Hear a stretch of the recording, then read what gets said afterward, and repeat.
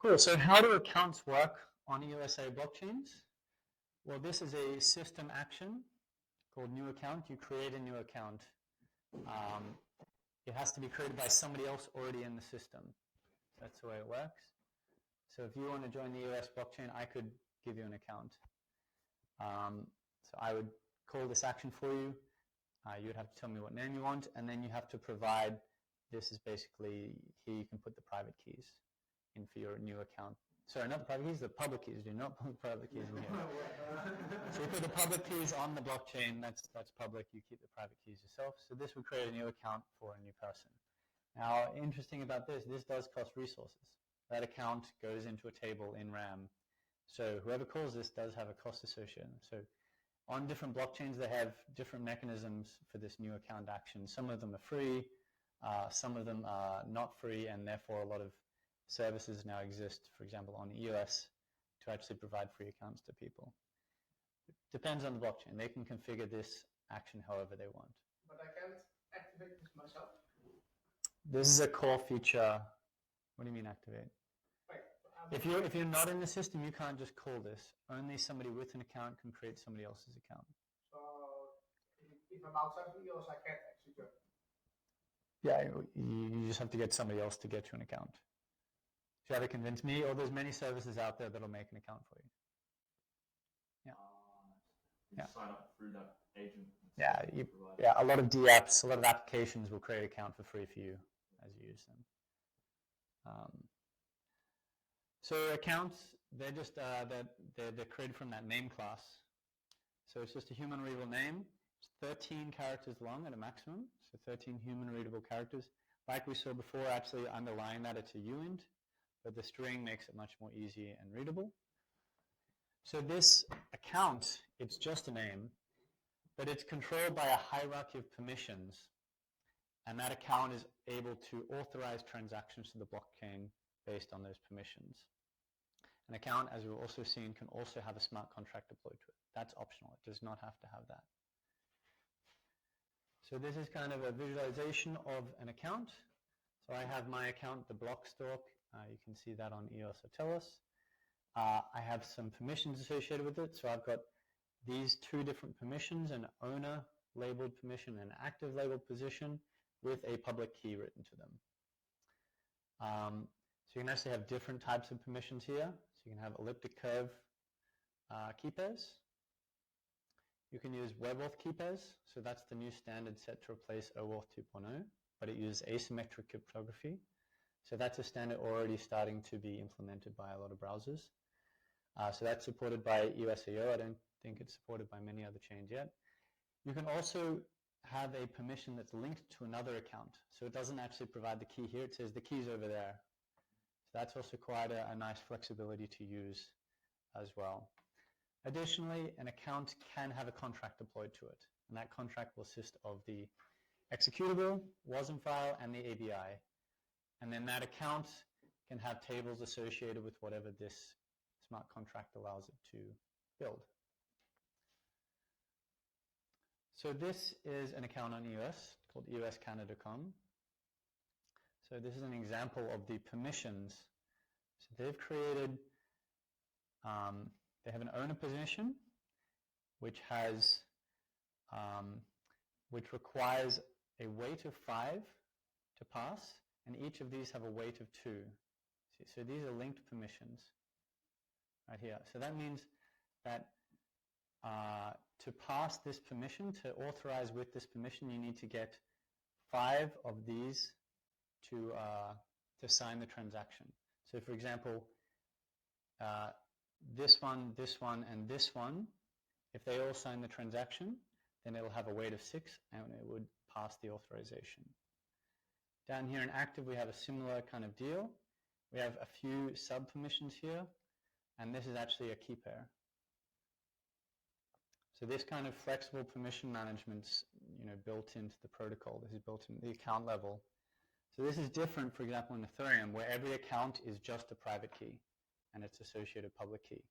This makes the abstraction that you have a human-readable account controlled by a hierarchy of keys and linked keys. And that offers a nice level of flexibility to do some really cool stuff with. And it makes understanding who owns what a lot easier as well. So for example, on Ethereum, you might have a smart contract governed by different accounts, but actually understanding who governs it's actually quite hard to know. You actually have to look at the smart contract code itself and understand what that means to understand ownership.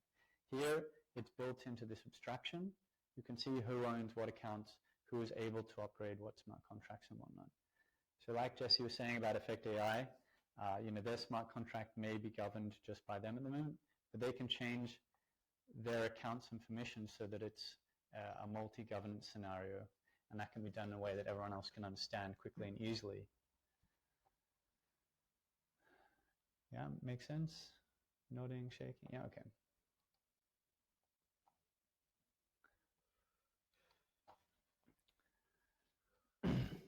So an account can optionally deploy a contract to it, and that's done again using a system action called setCode and setABI. Right? So the actions that govern contract upgradability are also system actions. They're defined in smart contracts and can be customized as well. So you can deploy an EOS IO chain that makes contract upgradability impossible by changing this action here. You can just say this will fail always, and then all contracts will become non-upgradable forever. That's kind of one of the things you can do. So contract code is stored in RAM itself. It's in another table. That's all on-chain, so this is billable information. And the contract at an account can read-write to its own storage, but only read from another account's table storage. So I showed you that there are 3 accounting resources. So those are RAM, CPU, and NET. Okay? This gives you access to the amount of resources that the blockchain network has available to it. So you can see Everpedia here has used 34 megabytes of storage in the RAM of the network. And they have purchased the availability to use 36 megabytes. What would be like the cost of 36? I'm going to show you in a little bit more about that. So there's a new resource that's actually going to be added soon. It's a new storage mechanism. It's going to be a low storage cost. So this is actually going to have almost unlimited storage is going to be available to smart contracts at a higher CPU price. It's not available yet though. So RAM is... Everything is done in the RAM right now. Huh? Everything, the entire chain runs in RAM. Right now. The entire EOS IO database state runs in RAM. The history is stored on usually a persistent storage, hard disk or something, SSD. But the table data is stored in RAM. Yep. Continuously stored in RAM, all these. Yeah, these nodes just have a large availability of RAM, and that's where the data is stored. So RAM is basically data in the node's memory, active memory at any one time. So each table row is billed to an account. That can be the smart contract or it can be the transaction authorizer. Also, more indexing takes more data, and there are some additional data.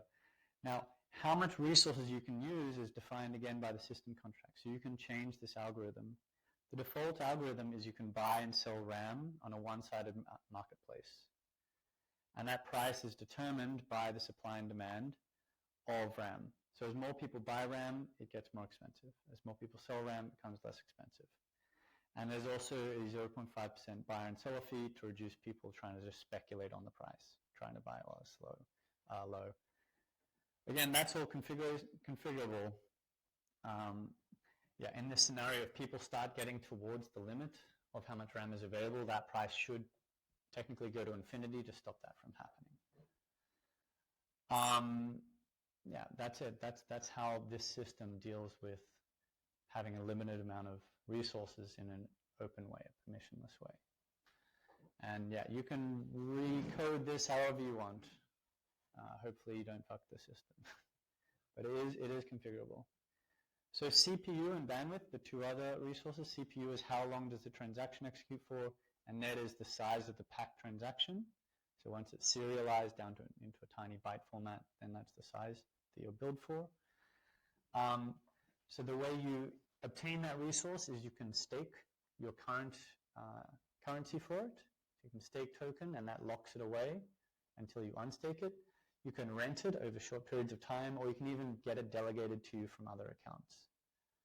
Again, this is configurable how this can happen, and on EOS, it's actually quite complex, the different mechanisms that exist now to provide resource allocation and that has introduced some vulnerabilities in the system. But you can change all that, and this is just the default configuration. So now what happens here? How does this get managed?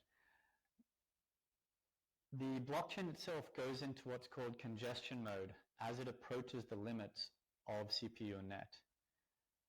And once it gets into congestion mode, accounts get rate limited based on the amount of tokens you have staked to your account. And accounts with the least amount of resources staked just get completely rate limited first. So if you've got more staked, then you get access to more resources. Important though, this congestion mode isn't always activated. That's only activated once it starts to get towards its limit. When it's not in congestion mode, all accounts have unlimited access to all resources. Because these are transient resources. They don't persist on the node. They're just kind of temporary, and they have a limited resources, but they can use quite a bit at any time. And those rate limits reset every 24 hours. Okay? So that congestion mode gets activated when 400 milliseconds of transactions have been executed. That's the limit built into EOS at the moment. So once 400 milliseconds of transactions have been used consistently, then it goes into congestion mode and starts rate limiting people straight away. There's also a bandwidth threshold, but that seems to never get activated. So now once the congestion mode's activated, I've got this little scenario. So Bob has 300 staked coins. Alice has 200, so there's 500 staked in total. That would mean that once the rate limiting starts, Alice, who has less token, will stop being able to send transactions first. So that's how these other two resources allow the nodes to limit the resources they have available to them in hardware. Quite different to gas, as you can see.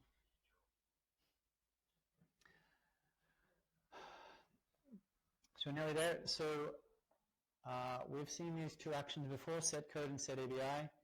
They replace the contract at the current account. So only the account can replace the contract, and they need to have in the default configuration, the active permission has to authorize the transaction.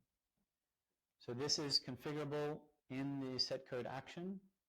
So you can change who is allowed to upgrade contracts on your EOS-AO chain. The default configuration is if the active permission has authorized the transaction, then you can upgrade it. So whatever Effect AI's active permission is, that sets what the governance is of their smart contract. And like we saw, the permissions are flexible, so you can create multi-sigs.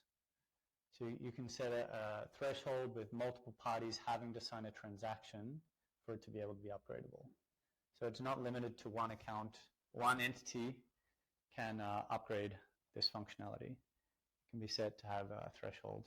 You can also null your active permission, and that would make the contract not upgradable at all. So permission can be null as well. So in this way, the contracts decide what the governance is of their contract. And the default behavior is it's upgradable, and if people don't want it upgradable, then they don't do it. So in my experience coming from Ethereum and having actively researched upgradability there is that everybody wants their contracts to be upgradable. Very few people don't want that for many good reasons. And this gives you all the tools to make that happen in an easy, transparent way. I can just look at somebody's permissions and I know the governance of their contract. That cannot be done in Ethereum for several reasons, for example. So I think this is the last two. So I've talked about transactions and actions, two different things. So unlike other protocols, a transaction has a list of actions that it wants to execute. Remember, actions are what are defined in the smart contract. That's the executable exposed functions. A transaction is a list of as many actions as you want. So it's an extra abstraction that allows you to bundle multiple actions into one transaction and authorize it with the same signature. This is a useful scalability and usability feature. It means you can actually execute multiple actions at once. If an action fails in a transaction, it will revert all of the other actions in that transaction. So I may want to send tokens to somebody at the same time as I execute a voting action somewhere else. And I want them to happen both at the same time. Now you can do that with transactions by putting them both in there. You know that it will either all be executed or none of it will be. So the example that we built before, we just put one action inside one transaction. That's right. Yeah. So how would we, for example, by EOS the example that we do? Yeah. So EOS Studio doesn't, really allow you to put multiple actions in one transaction, but it's a supported feature, and some people do use it for different reasons. But EOS Studio, it just gets too complicated for the UI, I think. But it's there, and people use it for scalability and usability. What is the time delay of these actions? So each transaction, as we saw, has an expiration. If the whole transaction expires, then it can't be submitted to the blockchain anymore. With 30 seconds? Well, it's whatever you put in as the expiration. You can make it 30 seconds or 30 minutes. Yeah, I'm not sure what the limit is. It's something. Well, I'm thinking. But 2 weeks? in 30 seconds, you've had 60 blocks have happened, right? So it would only not get in there if all of those 60 blocks didn't get built, which is very unlikely. So you said a small expiration period, 30 seconds, should be enough to get it into a block. After that, it expires. No, I'm thinking more in the sense, I'm thinking logistics. So, I want to build up a small chain. We produce phones, I don't know. And so she orders a phone, basically. She goes to this person, she says, I have a phone. And you don't have a phone, you say to me, produce a phone. So we use a smart contract with 3 actions, because if she doesn't get the phone, she doesn't want to pay for it, of course. Yeah. Right? So then now I produce something, I sign it over to him. He is a retailer, like a Vodafone, and he gives it to her. Now, if all 3 actions are completed, she pays. Otherwise, she doesn't pay. I'm thinking of practical implementation of this. Yeah. So let me think. So often you want to execute an action, but only after somebody's deposited some tokens into your account.